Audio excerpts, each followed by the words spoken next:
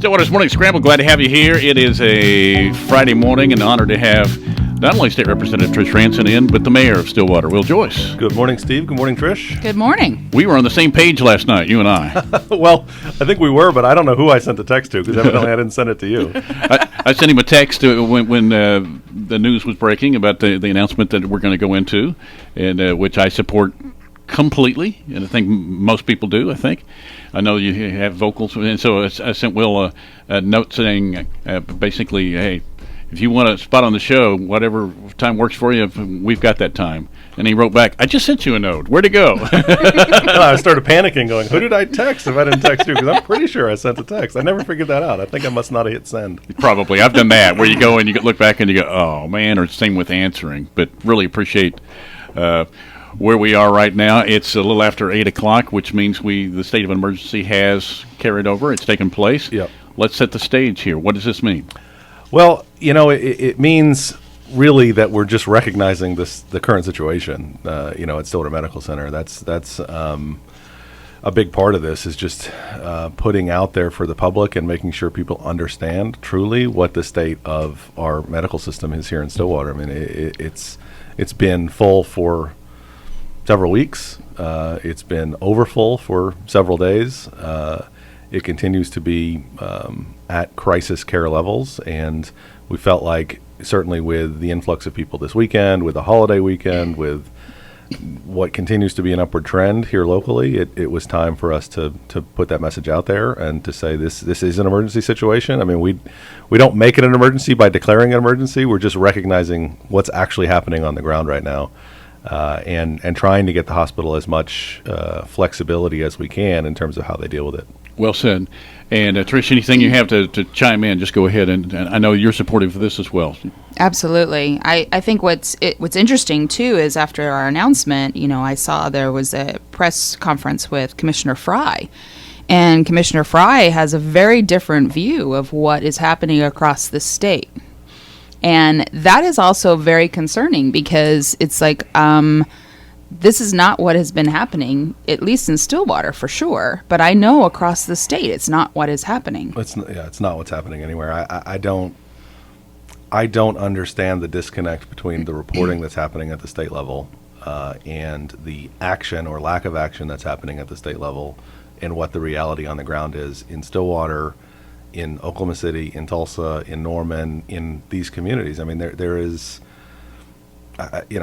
some disconnection from reality between the stories we're hearing from the state level and what we're seeing on the ground in these communities. And that's a big part of what declaring this emergency and putting that out there and saying, no, for real, this is happening here. And right. We're in a situation this weekend and over the next several weeks where even a small additional burden will absolutely cause tremendous problems for folks who need medical care. And we will have some. I mean, the numbers alone indicate, because you're having almost the size of the community doubled, or it could possibly when you have a home game. Yep.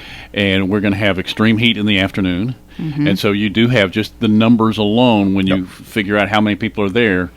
You're going to have some heat issues. You're going to have other issues as well that are going to need medical attention. Hopefully nothing serious. Sure. But that's part of what you're trying to do is get through this weekend, it sounds like. Yeah, absolutely. I mean, that, and we've been talking this week to, Rob is in here just now, and Rob's team is just fantastic and has done great work coordinating with the university, with the county, with, between the city resources and state. I mean, they've been working already. This is not like we just picked our head up and saw, we got to do something. I mean, we've been working on plans and trying to figure out what do we do. Mm-hmm. How do we deal with potentially heat and dehydration issues this weekend? I mean, we would normally be doing that on a weekend where it's going to be hot and there's going to be tailgating and all that sort of thing. But they've had to add in, okay, well, if we can't transport those people to the medical center, how are we going to deal with them? And so the university's been has contingency plans in place, has additional people coming in to help, with those kinds of issues if someone needs to be just treated and can be released at the stadium or that sort of thing. So this is a multi-layered approach. It's again locally something we've been trying to plan for the better part of a couple weeks for sure. but the situation, like you said, it's just if someone needs to go to the hospital this weekend in Stillwater, it's going to be a problem. Yeah, and it's going to happen. I mean, somebody's going to need that care, and where they'll be sent. One of the things that you did write in your Twitter anyway is this declaration does not impose any new restrictions, and I think that's important to get out there too. Yeah, when we did emergency declarations in the past, back in March of 2020 and through some of last year, those are the vehicle we used to cancel events, to ask businesses to close, to impose certain restrictions. This is the vehicle we use to do that. This emergency declaration does not include any of those sorts of steps at this point. We haven't asked anybody, to cancel events or to stop doing what they're doing or to do anything in particular. And I don't feel like it's the right time to try to deal with that right now. Really, this one is about awareness, and it's about giving the hospital as many options as they can. As Rob mentioned, when they're operating under an emergency declaration locally, they have some more flexibility in terms of how they make decisions. And so at this point, there are no additional restrictions. And looking into the future, we're the state numbers, the trends, hopefully from a hospitalization standpoint, at least look a little bit better, have over the last few days. But, there's been times in this wave where we've seen them improve for a couple days and then they've shot right back up. So it's really hard to say where we're going with this. In your council meeting, and we haven't visited with you since the council meeting where you had several speakers and everything. Mm-hmm. But I think I sent you a note afterwards. I thought everybody did. We were represented. I felt so proud of our council from top to bottom that day because you handle it respectfully. You listen to what they say. Part of the job is listening. It is. Mm-hmm. But part of what you've conveyed, I heard in the voice a little bit in a little higher tone and everything from a guy who I know you have a relationship with now, and that's Mayor Holt. And the fact when he was talking to people and saying, it's almost to the desperation. What do I have to say to Oklahoma City to make you listen? And he just said, basically, almost, some of you are killing yourselves. And it's a life or death situation, and you could just almost feel his frustration. Mm-hmm. It's a common feeling, I think, among local and state leadership with folks who are trying to do what they feel is best for the community. I think frustration is the number one feeling that we're experiencing right now, Trish. I think. Well, absolutely, and with the message of personal responsibility. Yes, we need to have personal responsibility, but there's comes a point where you've got to be collective in your responsibilities, and if we're not all being collective and being responsible for ourselves and for those around us, then we're expending so much more effort and not getting anywhere. Yeah, and laws exist because sometimes people don't practice personal responsibility and it hurts others. Yes. And when you're not personally responsible and it's hurting someone else, our entire legal system is built on what happens when someone makes a poor decision and it hurts somebody else. Mm-hmm. And that's a situation we're in. We're in situations where people's personal decisions are hurting other people. Right. And causing, whether it's if you don't want to get vaccinated or you don't want to get treated or whatever it is, and that hurts only you, fine. That's on you. That there's nothing I can do to change your mind about that. But when you choose not to do what you can to help, and the hospitals end up full of people who have made that choice, and now somebody who has Parkinson's or somebody who has a heart attack or somebody who gets in a car wreck or somebody who gets hurt playing in a football game needs medical treatment and they can't get it, your personal decisions have now hurt somebody else. And that's a society is based on the rules that keep people from hurting each other when they make bad choices. Mm-hmm. And at some level we have to recognize when that line gets crossed, when the line between I'm just creating risk for myself becomes now I'm creating risk for other people. And it is incredibly frustrating right now, Steve, because people who have been elected to help manage the systems that society has in place to keep people from hurting each other are not able to use those systems to do that. We're not able to protect innocent people from the harm created by others because of the state laws and the way the state's approaching it right now. And that is it's incredibly frustrating because that's what we're supposed to be doing. We're supposed to be protecting people from harm. And what you did yesterday allowed a message to go out and try to recruit some people, basically ask for, and I didn't know it was a volunteer type situation, but what's the response been, and do you expect it to get any greater? Because everybody's looking for somebody. Sure. As far as you're in the healthcare, everybody wants them. Yeah, and I honestly, you'd have to chat with the hospital or the health department about what that response has been. I haven't been able to. I'm hoping to head over there later this morning. I think Rob said, one doctor and 3 nurses, something like that so far. And I assume there will be people who are out there trying to do, Sure. There were a lot of folks in town who want to help and who will do whatever they can. But this whole medical relief corps, I mean, they did some recruiting last year. So this is a program that's pretty established already. So people have signed up for this sort of, yeah. You know who they are. Okay. Oh, yeah. All right. And so that has been something that's already been in place. And so now the call is, okay, we have a moment in time and a location where we need folks. And so that's what they've been answering the call for. Any future decisions that or messages, and I thought Rob did a good job in telling us the process. That This is not just you deciding at home. I mean, the meetings that took place with emergency management and with Norm McNichol and others were all in conversation. In the last couple of days, have been on the phone as much as I was back in March of 2020. With the different folks around town, schools, the university, all of our folks at the city, and Rob. I mean.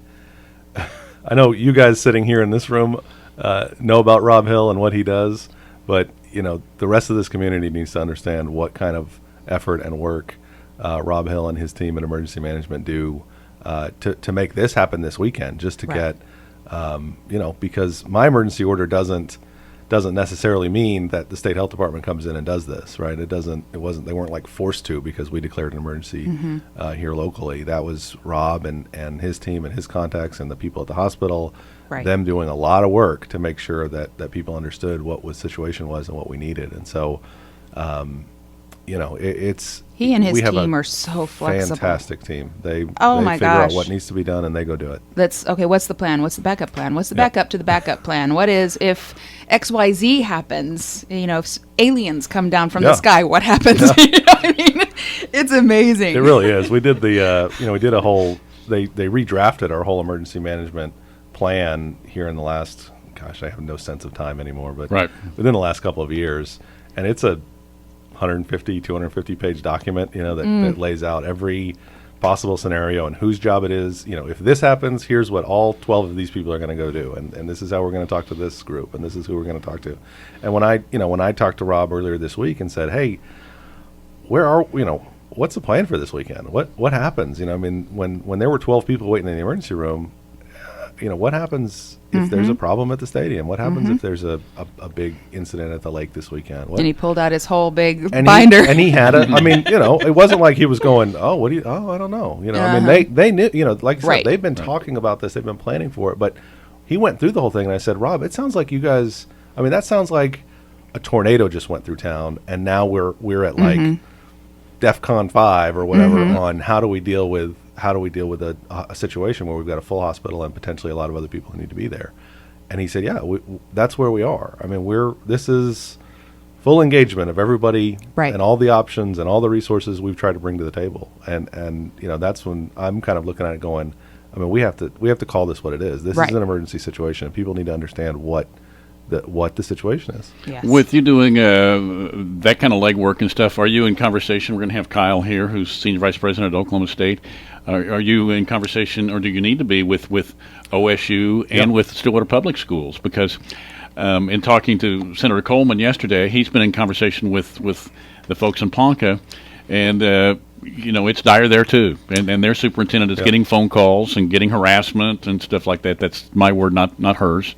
But there are people that are on different sides of the fence there. Are you in conversation the same with Stillwater? Yeah, absolutely. We I've had phone calls with Mark Moore the last couple of days, with Kyle a couple times, with folks at the university about sort of the situation, and again, kind of getting on the same page with what the plans are. And I think all of those entities, OSU especially, is doing what they can under the under the circumstances that they're dealing with they're doing what they can to help and to be safe, and they're engaging with all of these same plannings around what's happening and how are we going to deal with this if this occurs. And OSU is an integral part of that, and so we've had a great partnership with them over the course of this pandemic.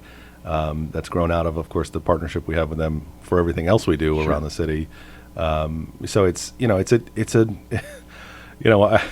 every time we get on the phone, it's sort of just like everybody goes, none of us likes our options here. And so how do we all take the bad options that each of us have and try to find the best one of the bad ones that we can all get behind? And that's right. Unfortunately the situation we're in. And it's, like you said, it's a team effort. I mean, you have to be in conversation with all of the different entities across Stillwater because we've got to work together. And it's not just you as mayor decide you're going to do this. I mean, there are a lot of conversations that go into everything. Did you know, Trish, that this was coming out before it did? Yes. Okay.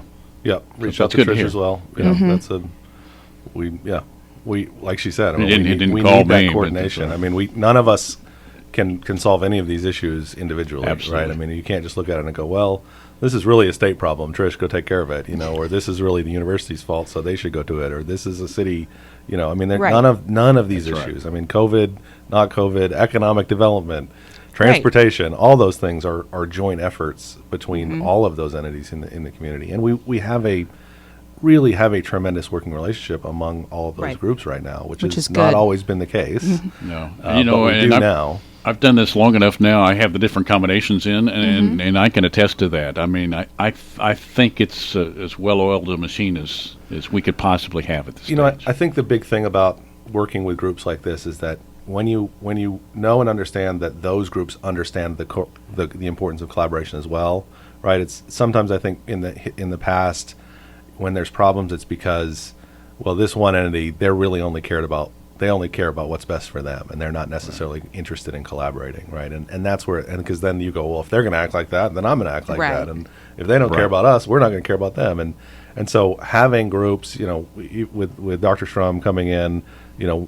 first things we've had conversations about, okay, what can we as a university want to continue to help support the city, we want to be involved in these engagements, we've had those conversations, and so when those entities are approach this from the standpoint of we understand the importance of collaboration, we understand that we rely on you and you rely on us, it really makes decision making around these things easier. I wouldn't say easy. It's definitely not a situation where any decision is easy at this point, but collaborating with those groups has been good. Absolutely. Anything else we need to get out here today?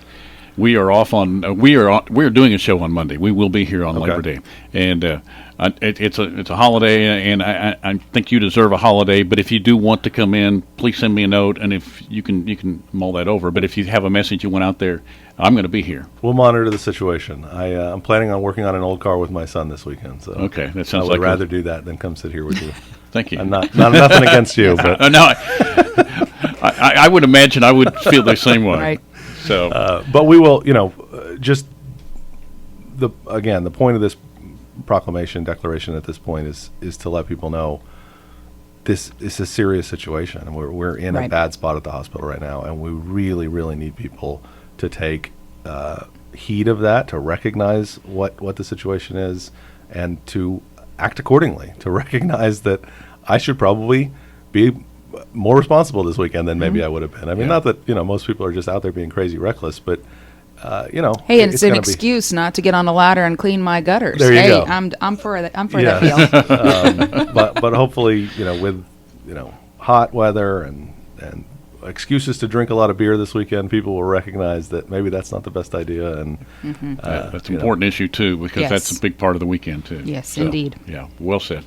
Thanks for all you do, sincerely. Thanks for letting me come in, Steve. Yep. Trish, anything you want to add? Because you had an appointment in 1 minute. I do. No, just which can you see better, this one or this one? Exactly. Got an eye doctor appointment. Oh, okay. So no, this week, just this weekend, have a wonderful Labor Day weekend. Take good care of yourselves, and we'll see you next week. Okay. Thanks for all you do too. You bet.